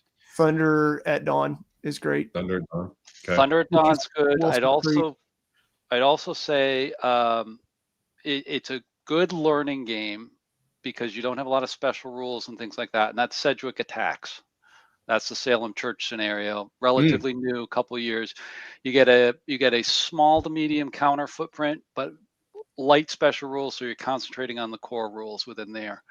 The second one I'd say is actually within Longstreet's Attacks. Yep. Very first scenario, little round top, very low counter density. I think it's maybe 10 counters in total for that. And I think, 3 or 4 turns, something That like is that. the first scenario I ever played in Blind Swords. Todd, you did that too, didn't you? Or did you do it in Black Swan? It is great. No. Oh, I did do it in Black Swan. Yeah, I did it in Black Swan. Longstreet Attacks would be a second one. There's more counters in Longstreet Attacks, obviously. That's a big engagement crammed into a small space, but it is really fun. Yeah. And it has that ridiculously good learning scenario. It's a great, look, all of those systems you got posted on the screen are good systems in their own right. It's just a question of what do you want? Do you want fast, smooth, not having to think a whole lot type of play? Or do you want where you got elbows on the table and you're looking at 3 counters going and you're straining over, oh, how do I want to maneuver? How do I want to maneuver? How do I want to fight? Do I want to attack? Do I want to? You've got it all right there. And honestly, of all those games sitting on that screen right there, the systems, the one that makes you scratch your head the most is going to be the Great Campaigns of the American Civil War because it's operational. It's not tactical. Just flood the whole thing with a couple of brigades. Get in their faces. This game is maneuver, and if you like maneuver, which I think it suits me because I love operational east front, that system there is that. Library Napoleonic Battles, similar, little tighter scale, but the Great Campaigns is phenomenal. And I'm good. Didn't y'all tell me I'm going to be blessed next year because GBACW and GCACW are 5 minutes from my apartment this coming year. Real quick, Jerry. So Blind Swords is ASL starter kit. GBACW is ASL, and I know which way you've leaned there. So there you go. Cool. All right. So next, guys, we're gonna learn a little bit more about you. So we'll start off with you know what, McMurray, we'll start off with you. What's up? If you were lost on an island and you could only take one game with you, what game would that be? Oh man. Okay. So the question is, can you say something like ASL and then you get all your stuff? Or is it like one box? One game. One box. Game. One box. One box, one game. That is tough. That is tough. I'm glad you're going first. Yeah, amen. Should have made it tougher, Jerry. You should have said ACW only. Just to mess with you, I would say a house divided, Jeff. Hey, McMurray, I talked about saying I like house divided. I enjoy the hell out of it, and it irritates the living daylights out of Jeff. I think it's a wonderfully simple, fast play, great system that you can actually knock out in a few hours. You're avoiding the question. I am avoiding the question. You are exactly right. Damn, that's rough. Wow. Let's go with. I gotta go to the original. We're gonna go with SCS Bastogne. And now my brain is immediately kicking up. No, you need to choose this. You need to choose this. We'll go with that. All right, Camp. What about you? Yeah, I'm sitting here looking at the shelves here, thinking about it. And if I'm on a desert island, I'm probably going to be there a long time. If I'm stuck in the middle of the ocean, hopefully the weather's going to be good and dry because any one of these games I get is going to be destroyed by the next hurricane. But I would want to go with something long and something, that's going to keep me occupied for a long period of time until I'm found. So I would probably go with one of the bigger games, GBACW type of thing, like the 3 Dog Deluxe, which I think once I get that, that's going to take me 5 years to get through everything, if that.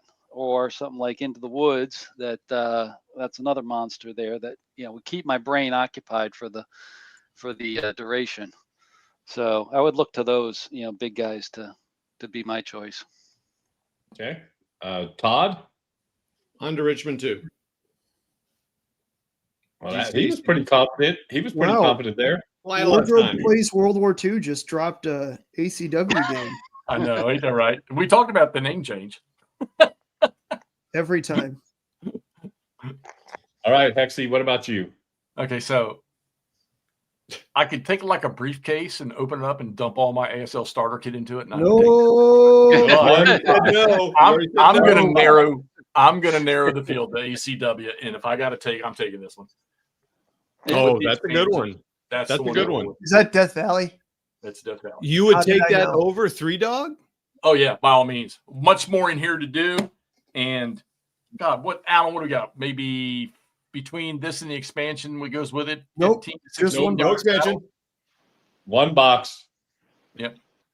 It fit well. The expansion will fit in the box. You just put It's in all mine. Oh, hey, no. Hey, look, I prepared and printed my own trailer. Okay? I need a lawyer. My box is just a shipping container. Sorry, guys. Right. You guys start showing up with shipping containers, and exactly. We'll be doing that. And but Death Valley's in there for all you GBACW either wannabes or to play it. It's value-wise, cost-wise, and content-wise, it's still the best GBACW box out there to buy. Now, I'm going to say that I still think currently the best game to play is Into the Woods. Okay. I think the reason that Death Valley is a good call is because it spreads over much of the war, right? It's not just 62, 64 yet. I mean, that's pretty cool to see the difference. Anyway, I'm done. Good. Well, I think mine would be probably something like Enemy Action Kharkov, where I could play a solo system from both sides. Complicated Did you really enough. like that, Jerry? Did you? Because I tried to play the EA Ardennes 2 or 3. I ended up selling it. So I have Ardennes. Kharkov crushes it. Oh, really? Okay. Really good. Christoph and I have played Kharkov a couple times. I really do. Ardennes, I actually sold it, but Kharkov, if I was stuck someplace and needed something that would be different every time and could do something, that would be it. And all right, so now we'll start off with Hexy. Your favorite era for gameplay, and I think that's going to be pretty easy to come up with. Yeah, I'm going to go with come on. Just North Africa, World War I. No. ACW. You really enjoy it always will be. Naval World War I games. American Civil War will always be. I can't see that ever changing in my life. So, what about you, Todd? World War II West Front. I like that too. How about you, Alan? Yeah, I mean, I got to go with ACW. That's always been my first like and everything else, and just love the history there too. So it'd be the ACW stuff. McMurray, is that a odd question for you? It's a tough one, but I think I'm going to have to go with actually Age of Sail. Especially on Hex Encounter. So like is that like Flying Colors? Is that right age? I don't know the age. Yeah, so like Flying Colors, Wooden Ships, Iron Men. There's a bunch out there still hunting for the Goldilocks of like really in-depth ship duels that doesn't have cards. Rules out the one I gave you. So I have a quick story about Wooden Ships and Iron Men. When I was in the Navy, I was on a submarine. Yeah. And I had that game.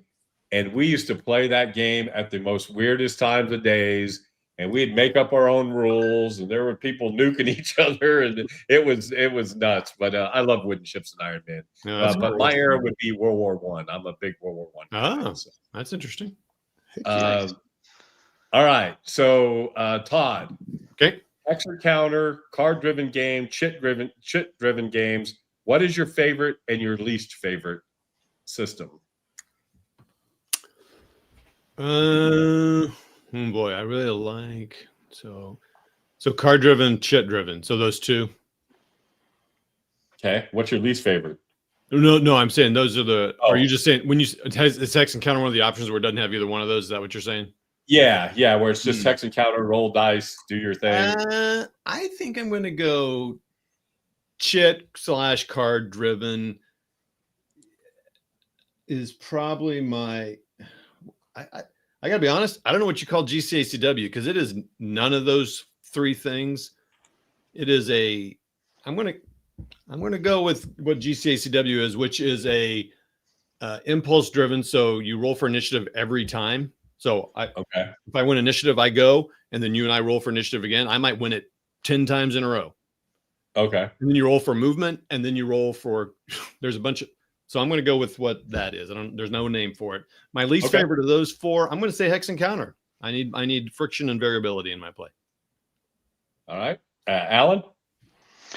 Well, I'll pick it up with the hex and counter. I'd rather go with the hex and counter stuff, from there. But also having the components of, chit driven, sequences of play and things like that to add some variability to it, or even card driven, as long as it's not overwhelming, with the whole thing. Like card only games, I'm not really, crazy about. It's got to be more the hex counter stuff. Even some of the stuff with point to point and kind of like, area games. Yeah, that's kind of like hex and counter. So I'm liking that stuff too. But I've steered away from like coin games and card games and things like that most of the time. So those are the stuff I mean. But it's, basically the old school hex and counter that I've, grown up with. I started at it at 10, 12 years old, and that's what stuck with me. So. Okay. How about you, McMurray? I truly don't dislike necessarily any of them. My knock at the cards was like games where you've got a hand of cards and then you're playing stuff to surprise your opponent. If I had to choose, I would probably prefer knocking out one or the other, just a standard hex and counter. I go, then you go. I enjoy chit draw stuff. Cards, for some reason, I lose all the time. Like one will wind up folded into the back of a rule book on the one page you never look at, and I'll never have it. It will drive me nuts. Good one.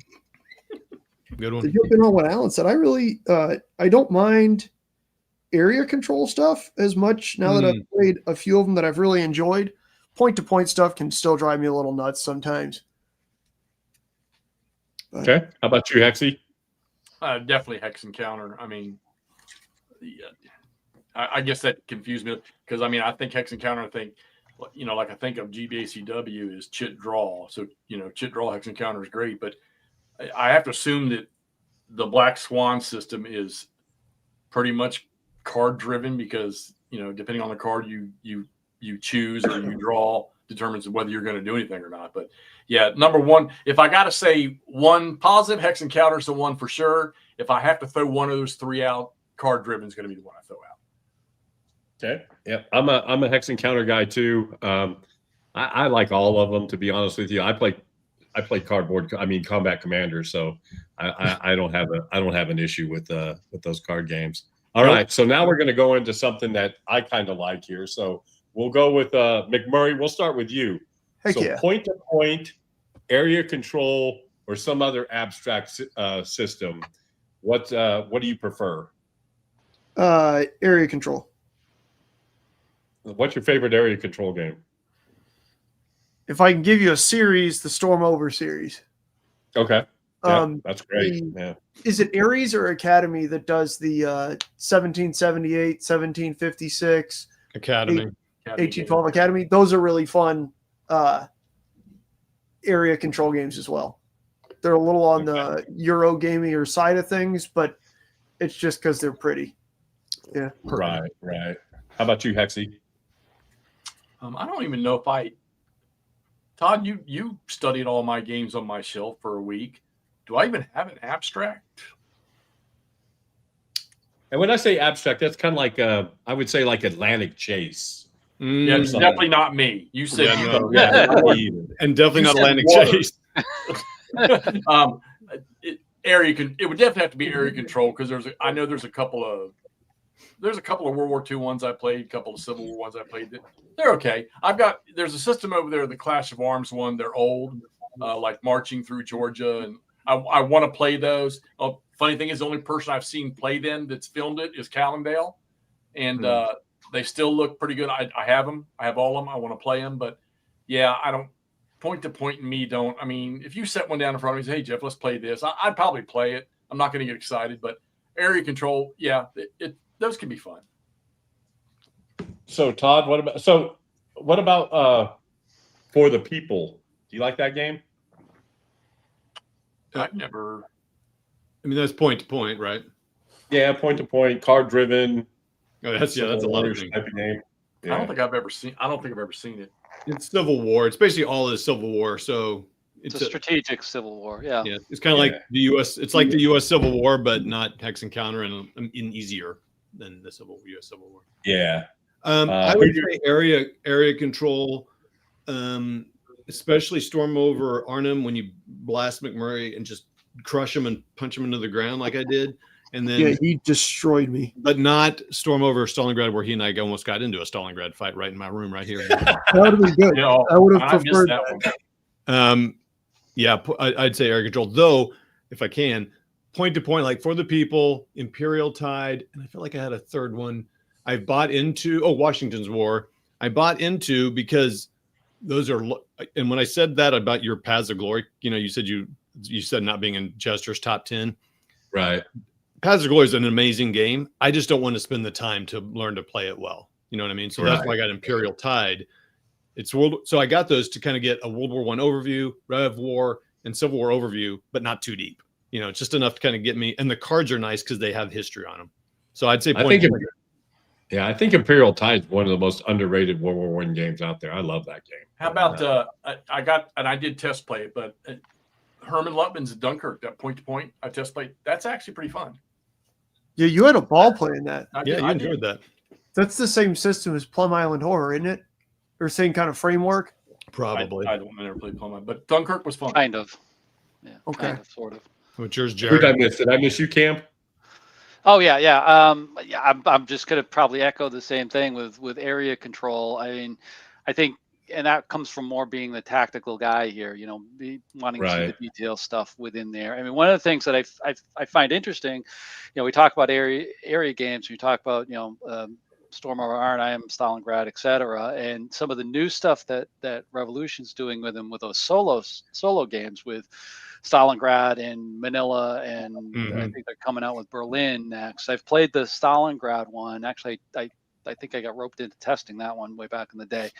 And, those are actually quite interesting because it got down to that tactical level. And there's a lot of replayability with that too, even though obviously you're attacking Stalingrad over and over again, but just the variability to, the actions and, how you advance on there, I found very interesting and definitely something to play over and over again and satisfied kind of that tactical need that I like in games. Yeah, I love all those games. Really looking forward to Berlin coming out. Storm over Arnhem is probably one of my favorite games. Breakout Normandy. I'm a huge fan of Breakout Normandy. I've got the old Turning Point Stalingrad. I don't know if you remember that from Avalon Hill. The map's crap, but it's a fun game. I do like that area control thing. Well, so, Jared, let me ask you a question about point to point. From my perspective, because I haven't really played that many, but don't you find that where obviously hex encounter is going to give you the best opportunity for this? I think area movement games are the next best option, but the ability to change your path. I mean, in point to point, it seems to me like you're kind of limited. If you don't like the way something's going up one path, you don't really have as many opportunities to change the direction. I mean, that's out of the box. That's the way I see it. No, I think that's a very valid point. And I think that's why, Todd mentioned Paths of Glory. There's a certain way you have to play that game, and you have to understand the mechanics of that game. Otherwise, you will get steamrolled in a hurry. I think the part that I like about point-to-point games is I think you have to think way ahead in a point-to-point game because you can't change your plan midstream, right? So Mhm. I think it's one of those things that you have to be 4, 5, 6 moves ahead of yourself Yeah. to kind of be successful at it. Because like you said, once you commit, you're kind of committed. But I actually like that too, because I think it adds that, look, that war sucks sometimes, right? And so when you think you got this plan and all of a sudden it starts falling apart, some games I feel that you can get out of it too quickly, right? Where in a point-to-point game, if you go down the rabbit hole and you're in the wrong rabbit hole and you're not looking at supply or whatever, you're going to pay for it. And I think some games you can bail out a little too quick. That's just my 2 cents on it, really. I like area games because I think you get enough maneuvering, but you also have that tactical part of it, right? Where where you sit there and you've got to kind of. I really do like area games. I do like that. And what Stuka Joe say here? He says, I think area games are point-to-point games with more real estate, which could be a little bit. So the next one. So who's your favorite game company? We'll start with you, Cam. Oh, favorite game company. I mean, hit up all the usual ones. I mean, I think in terms of lately, in terms of just support and games they're putting out, I'll say Revolution Games. Really everyone so far, I've never really had anything that's really questionable. But even then, if there is questions, those guys, Roger and Richard, they're all over the place. You'll find them. You'll find them Facebook, Discord, CSW, anywhere, and they're answering questions. So I mean, I'd have to say that. I mean, not only because they do the blind sword stuff, but they really put out top quality stuff. You've got other ones. VUCA's the same way, being small, but very focused on the stuff too. You got the bigger ones like GMT, which just puts out games and just is a monster in the industry. Always good stuff there too with the GBACW, and they're just cranking it up too. I think feeling the pressure from like VUCA and stuff like that. But I think some of the smaller ones like Revolution and VUCA and definitely GMT are setting the stage or setting the bar. So, on a side note, I will say, when you're on BGG and you have a question about a game, it is amazing how designers, game companies, how quickly you can get an answer sometimes, right? It is really cool that we're in a hobby that the designer of the game will get on BGG and answer your question, right? That is just something that's so cool. Yeah, and I think back to like 1980s when I was, playing the stuff, and you're sitting there with your 4 buddies on the weekend, and you got a question, and you're like, well, maybe it could be this, maybe it could be that, and you could write a letter to them, right? Hopefully get an answer back. But today the ability just to talk like this about, hey, I see it this way, I see it that way, and then you get designers, somebody like Herman Luttman getting on there and answering your questions, and he does a fantastic job of supporting his games and stuff like that. It's just tremendous, and it just builds the hobby, I think, even more so. Yeah, I mean, I'm sitting here and Mark Herman, and I'm talking about a game, and he's like, well, Jerry, just call me, we'll play it. I mean, it's just stuff like that just blows my mind in this hobby, because I have a lot of hobbies, and that ain't always the case in other hobbies, and so that's pretty cool. So what about you, Todd?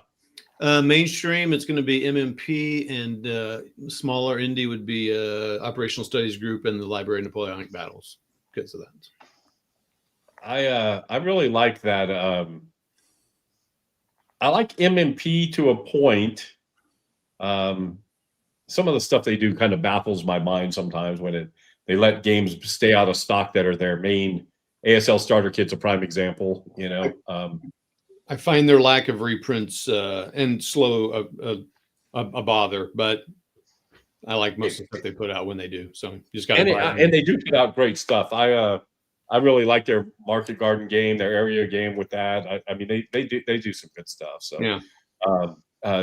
Jeff, what do you think?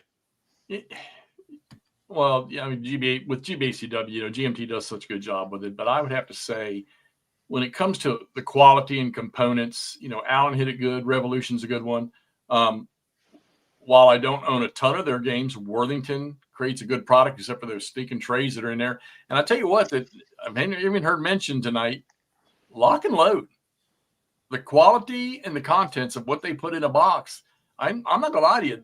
Those boxes are packed. They blow everybody away with what they put in a box. And granted, they don't have anything fresh or new getting ready to pop here anytime soon, but yeah, they load a box up. It's worth every penny. So you know what's weird with Lock and Load is I just talked about that earlier before you guys came on. I don't own a DVG game, and I don't own a Lock and Load game, and it's kind of a lot of people tell me I should play Lock and Load, and I don't know whether it's because years ago I got burned a little bit with them, and I'm sure they've changed and all that, but because I do see their components and it looks amazing. Yeah, right? The stuff that they have in their boxes looks amazing. DVG, I don't know why. I just don't. But what about you, McMurray? Who's your favorite company? I'm gonna get eye rolls, but Avalon Hill. He loves that stuff. That's his do. alley. Big fan of old Avalon Hill games, and they can't do anything dumb. I don't have to worry about their P500 took too long. I know exactly what they offer, and probably Avalon Hill. Most of them are very affordable. Most of them are very affordable. They are, yeah. Their designers can't do dumb stuff to piss me off because they're mostly dead. Sorry. It's not like I'm waiting on a reprint. What are they, Hasbro? Are they Hasbro now? Or Yeah. I don't know. He doesn't care. Oh, I mean like old Avalon Hill. I don't know. But yes, probably Avalon Hill, to be honest with you. It's kind of funny because I still have a ton of Avalon Hill games, and the only thing, if I could wave, I said this earlier today too, if I could wave a magic wand and take some Avalon Hill games and get them with Revolution or VUCA and have them do the components and have them do the rule books, I would be in heaven because I love Avalon Hill games. But those rule books still, the older I get, the harder they are to read because the words are right on top of each other. Yeah, just imagine if you could get a copy of Blitzkrieg that didn't make you want to puke when you looked at the map. Right? How often would that be? Like if we could get an HW game, with gray and blue instead of pink. Right, awesome. Right, yeah. You mean That's like funny. TSS version 2? Yeah. But yeah, simple. It's kind of silly. I like that's a good answer.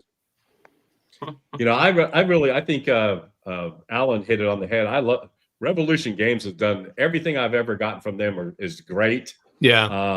I love how quickly they respond when you do have a question. I was playing a playthrough of Advanced to the Volga, and one of them sent me an email and said, "Hey man, that was real." I mean, they just went out of their way to say that was cool that you did that, and everything. And then VUCA, like I said, I'm fanboying over VUCA lately. They just their components are top notch. And Stuka brings up a point. Raid on Saint Nazaire, that game. Can you imagine if they did it with today's components? Yeah, and in a better rule book, man. And then that one does need a reprint. That game is still kind of goofy expensive. People want like $70-$80 for that. Come on now. Put some more copies out there. I think two game companies that I don't own a game that's bad from either one of them is Revolution Games. None of the games I own for Revolution, and I own probably 90% of their inventory. Oh wow! None of those are bad games. And another one that's long been since gone is that I don't own a bad game from is Old Victory Games. Revolution is fantastic. That's where a vast majority of my blind swords is from, and they're all great. You're exactly right that they're quick and their components are great. I really enjoy Revolution. That's a good point. And one thing I like about Revolution too is how many errata sheets do you see from that company? Right? I mean, that is one thing that it really bugs me that when you pay for a game and when you open the box, there's a sheet of errata in the game with it, Yeah. That drives me crazy. But I know things happen, and that, but it just, I never seem to have that problem with Revolution, and I haven't seen that problem with VUCA. But again, I think that comes to being smaller and you've got time to do it. GMT, I can't imagine they've probably got 100 games in the pipeline they're trying to do, and that sort of thing. So, well, I think a lot of people holler about. Okay, well, I want to say a lot of people. They're the war gamers side of the players of GMT games. A lot of the hollering is the reprints. And okay, let's take Three Dog for example. Granted, Three Dog, obviously that was there's a previous version, but this is pretty much a new game, so to speak. And I think a lot of people holler about they'll throw something up for a reprint when you got a game that they were shooting for a goal of 1,200 people to pre-order, and they've got 4,000, and there's no push. And I think a lot of people, and I know I get uptight about it too. I want to see that thing. Jeff, I'm almost coming out somewhere in 2025. With MMP not making any announcements, and all of a sudden, boom, hey, we're shipping this game. I kind of prefer that because then I don't have to fret over it. But with GMT, just watching the numbers, the pre-order count go through the roof, and the process not getting pushed, because of its popularity. Right. And and I think that's part of the like I play starter kit, right? I would love that. The only thing I don't have is Decision at Elst. I'm not paying $390 for an ASL starter kit, module, and but I would love to have it, but I'm not going to pay that for it. So, all right, so buy all the ASL core boxes, even though I don't play it. Right, and forces you. So we'll finish up. We'll finish up here because we got about 10 minutes. So we'll start with you, Todd. What war game are you looking forward to getting soon?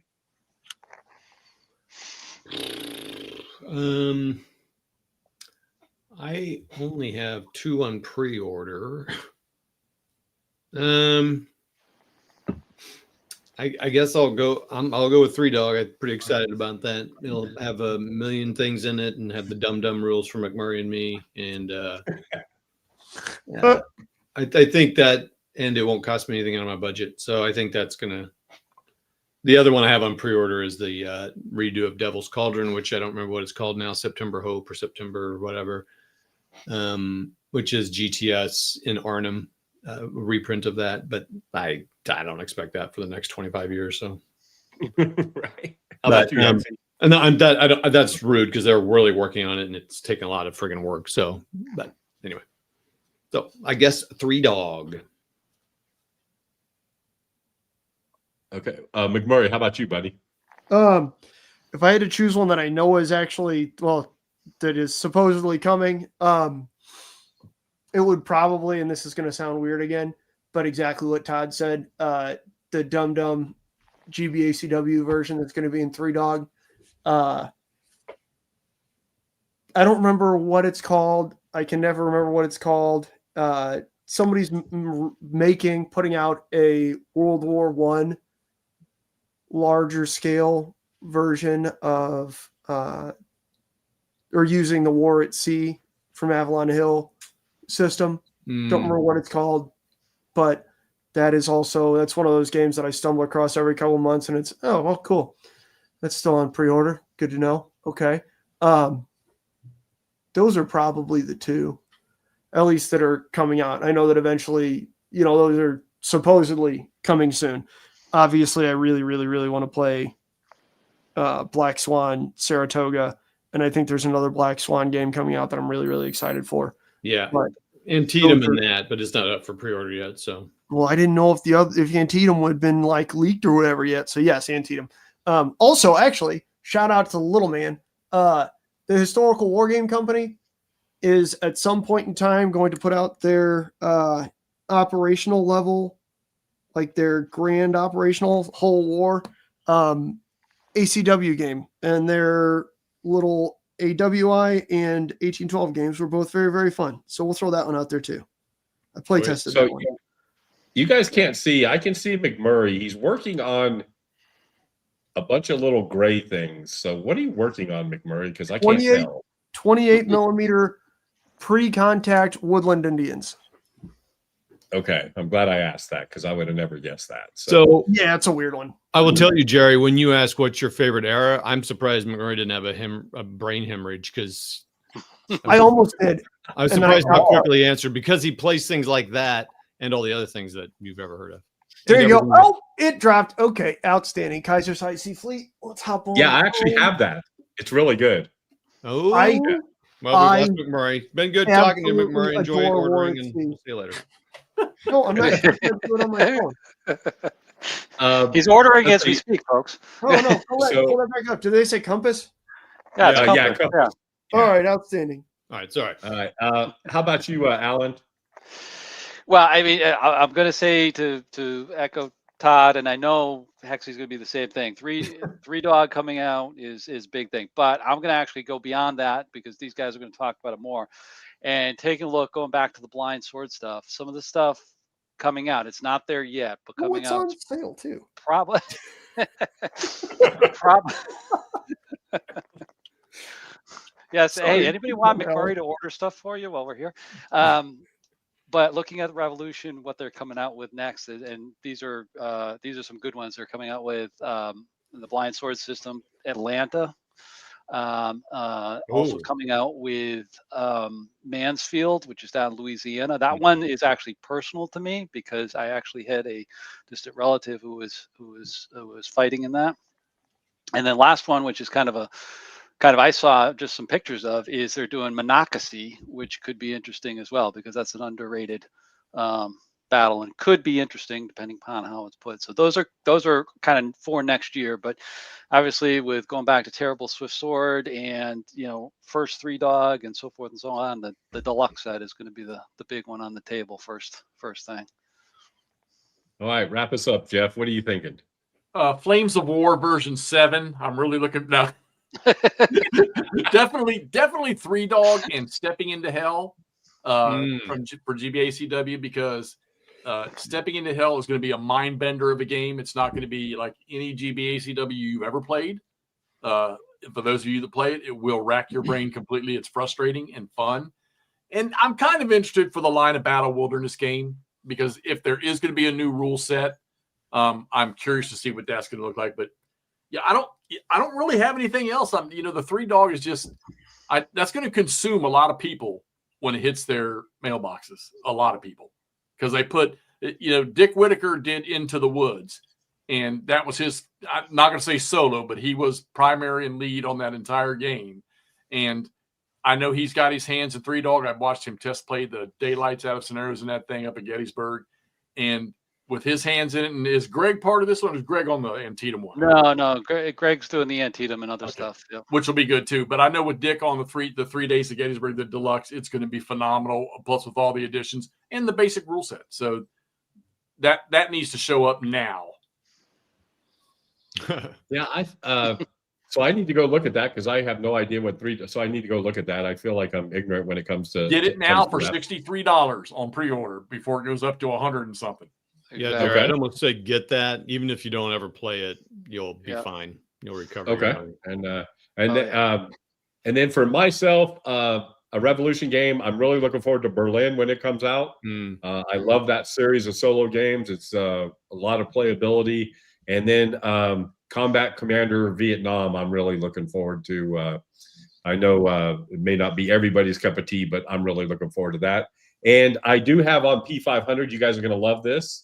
The deluxe version of House Divided. So I do have that on my P500. Nice. I'm not opposed to that game, but because I've never seen it, so I don't know. I played it live with you. You just got a camera though. We just got you situated. Well, okay, fair enough. Well, we can easily play that one like online, like with the camera just above, because the counters are fairly minimal. I think you'd actually enjoy it. But yes, Chuck's got it right. Hexy does not do naval unless it's a river crossing during an East Front operation. You said you were going to try and play a naval game this year. Flying Colors. It's the only one I'll even consider. Flying Colors. Oh, Victory in the Pacific. That's a great game.